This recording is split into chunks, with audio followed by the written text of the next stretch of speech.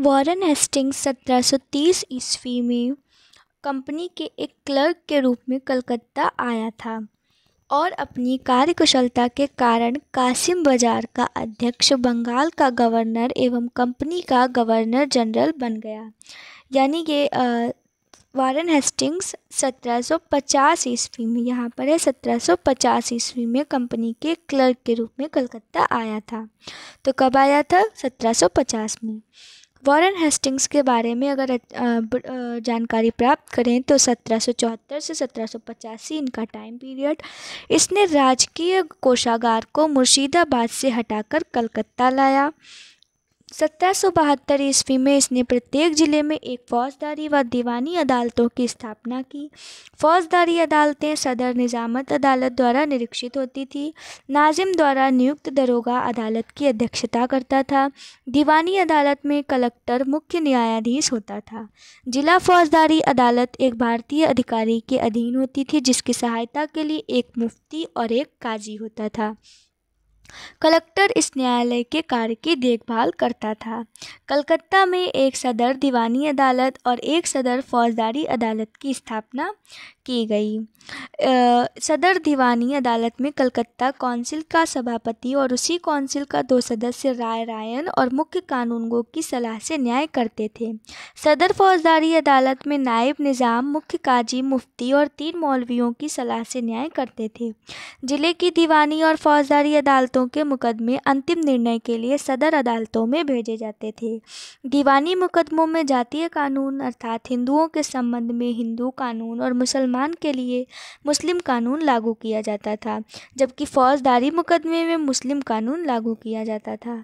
1772 ईस्वी में court of Hastings ने द्वैध प्रणाली को समाप्त करने तथा कंपनी को बंगाल, बिहार तथा उड़ीसा प्रांत की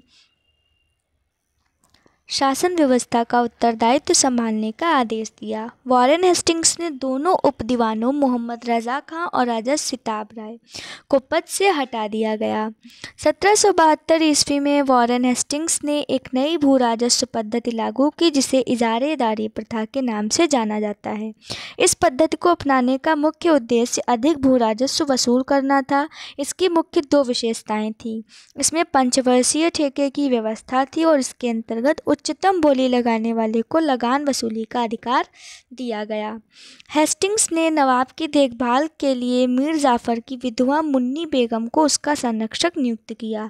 1775 में मुन्नी बेगम को हटाकर मोहम्मद रज़ा खां को नवाब का संरक्षक नियुक्त किया गया। 1776 ईस्वी में मनुस्मृति का अंग्रेजी अनुवाद ए कोड ऑफ जेंटू लॉज के नाम से हुआ। विलियम विल्किंस ने 1785 में भगवद गीता का अंग्रेजी में अनुवाद किया। 1789 में विज्ञान शाकुंतलम नामक नाटक का अंग्रेजी में अनुवाद किया गया।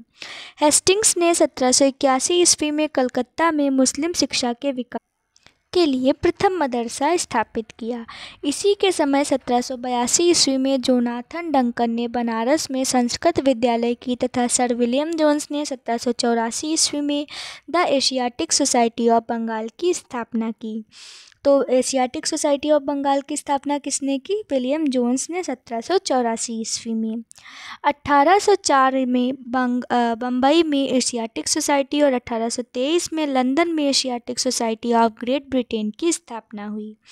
इसने मुगल सम्राट को मिलने वाला 26 लाख रुपए की वार्षिक पेंशन को बंद करवा दिया। किसने? तो वॉरेन हेस्टिंग्स ने। इसी के समय में 1780 ईस्वी में भारत का पहला समाचार पत्र द बंगाल गज़ट का प्रकाशन जेम्स ऑगस्टस हिक्की ने किया था।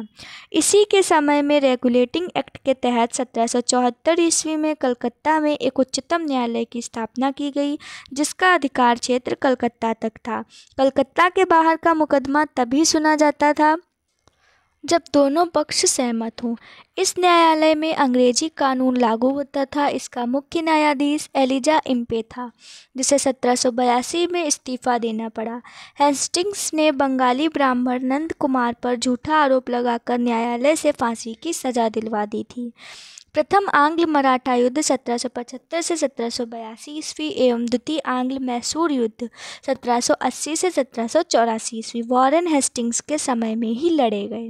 प्रथम आंग्ल मराठा युद्ध सलबाई की संधि 1782 ईस्वी एवं द्वितीय आंग्ल मैसूर युद्ध मंगलौर की संधि 1784 ईस्वी के द्वारा समाप्त हुए। पिट्स ये सभी हम अपनी पिछली वीडियोस में पढ़ चुके हैं। Pitt's India act 1784 Warren Hastings के समय ही पारित हुआ।